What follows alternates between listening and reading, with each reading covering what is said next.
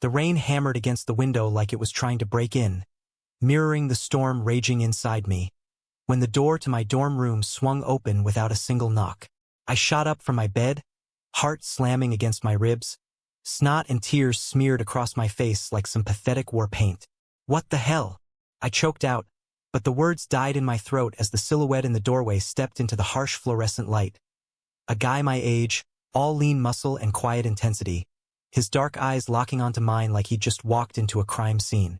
"I'm Angel," he said, his voice steady but laced with that soft southern drawl that made everything sound a little less broken. He didn't back away, didn't pretend he hadn't seen the mess I'd become. The half-empty bottle of cheap whiskey on the desk, the suicide hotline pamphlet I'd crumpled up and tossed aside, the photo of my high school ex, my first real love, the one who'd ghosted me after I finally mustered the courage to say the words, "I think I'm gay." It was freshman orientation week at UCLA, and I'd come to California chasing dreams of reinvention, only to crash headfirst into the reality that you can't outrun your own skin. Angel closed the door behind him with a soft click, the sound echoing like a verdict. "I'm the new RA for this floor.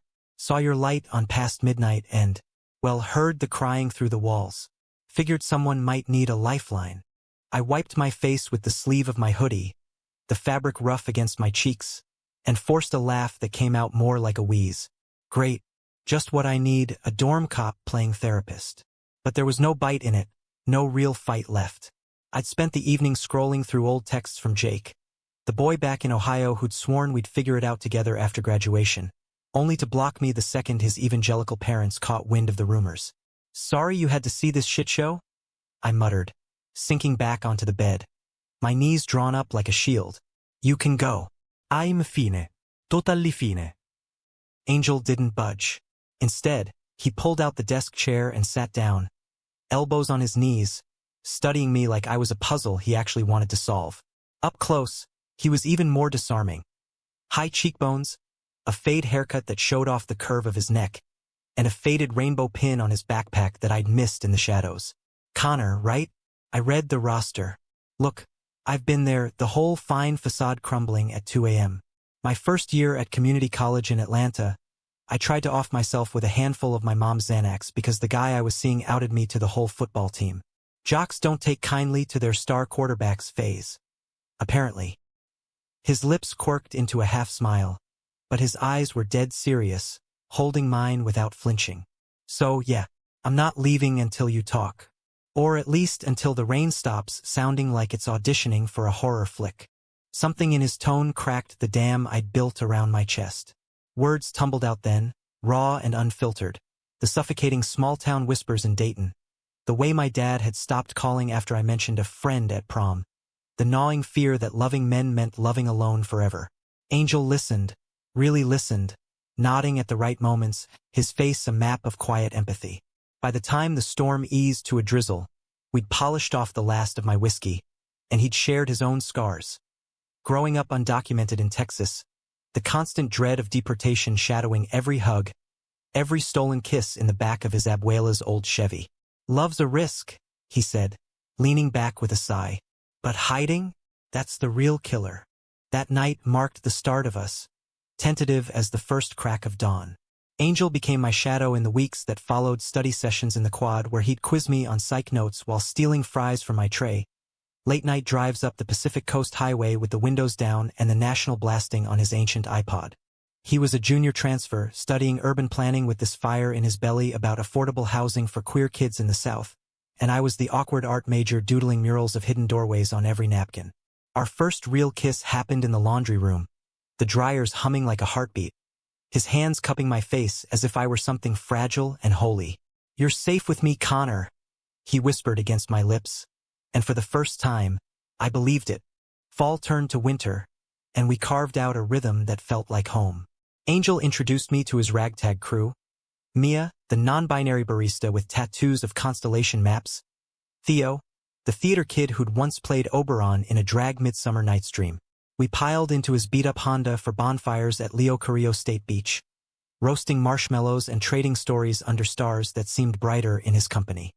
He taught me to surf at dawn, laughing when I wiped out spectacularly, his arms around my waist pulling me back to the surface. "See?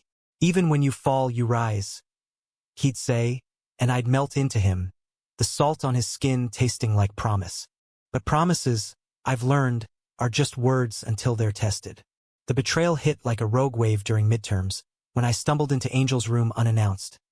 Our rooms were on the same hall, after all, and I'd baked those lopsided chocolate chip cookies as a surprise.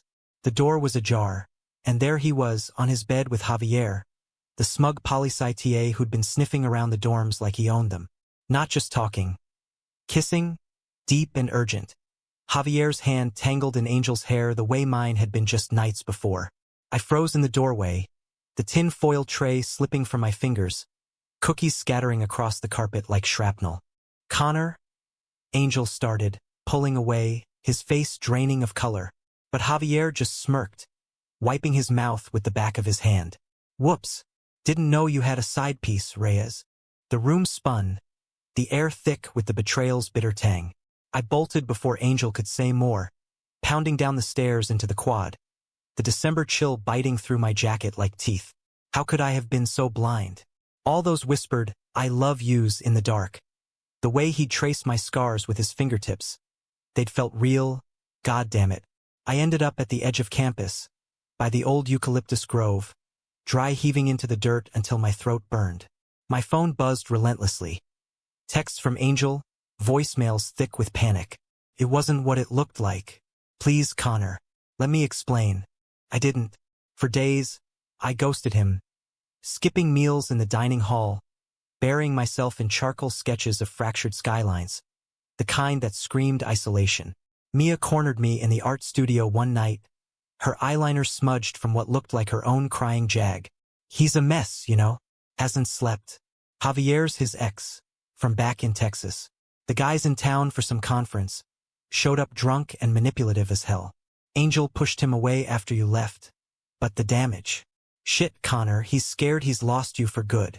Part of me wanted to hate him, to build walls higher than the Hollywood sign. But another part, the one that remembered his laugh echoing in the waves, the way he'd hold me through nightmares, ached with a fury that demanded truth. I confronted him in the rain-slicked parking lot behind the dorms, the same spot where we'd shared our first awkward handhold. He was waiting there, soaked to the bone, his hoodie clinging like a second skin. I fucked up, he said the second he saw me, voice cracking over the patter of drops. Javier. He was my first everything. Toxic as hell, always gaslighting me into thinking I didn't deserve better. When he showed up, it was like muscle memory kicking in, old habits dying hard. But it meant nothing, Connor. Nothing compared to you.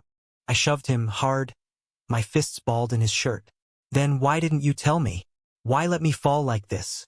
Tears mixed with the rain on my face, hot and unrelenting. I trusted you. After Jake, after everything, I thought you were different. You made me believe I could be. Enough. Angel didn't fight back. He just stood there, letting me rage, his eyes glistening. Because I'm terrified of losing you. My visa's up in 6 months. Undocumented means I could get shipped back to a place that'd kill me for who I am. Javier knows people, pulls strings. He threatened to tip off IC if I didn't play along, just for old time's sake. He sank to his knees then, right there in the puddle, grabbing my hands like a lifeline. But that's no excuse. I should have fought harder. For us, you're the first person who's ever made me feel like I belong, Connor. Like I'm not just surviving, but living. If you walk away, I get it. But know this. Loving you is the bravest thing I've ever done. The climax of it all crashed over me then. Not in screams or slaps, but in the raw unraveling of our guards. I pulled him up, our foreheads pressing together under the relentless downpour, breaths mingling in shaky gasps. I don't know if I can forgive you, I whispered, the words tasting like salt and second chances. But I know I don't want to lose this. Whatever it takes, therapy, boundaries, ICE lawyers, I'm in. Because hiding from love, that's not living either. We stumbled back to my room that night, dripping and exhausted, collapsing onto the bed in a tangle of limbs and apologies. No grand gestures, no Hollywood fade to black.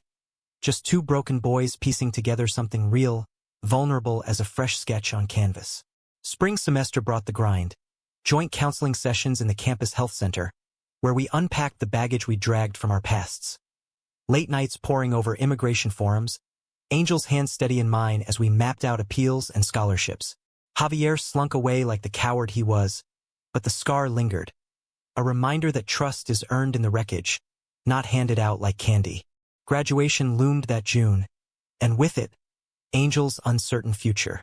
We stood on the bluffs overlooking the Pacific at sunset, the ocean a vast, indifferent witness. "What if I have to go?" he asked, voice small against the wind. "Then we fight," I said, lacing our fingers. "Long distance, green cards, whatever it takes. Because you taught me, Angel, that lesson I didn't even know I needed. Love isn't about perfection. It's about showing up, rain or shine, betrayal or breakthrough. And damn if that doesn't make it worth every scar." He kissed me then, slow and sure, the horizon bleeding gold into the waves. In that moment, under the wide American sky, we weren't just survivors anymore. We were architects of a life stitched from forgiveness, fierce and unyielding. And as the stars pricked the dusk, I knew we'd build it, one critical, heart-wrenching step at a time.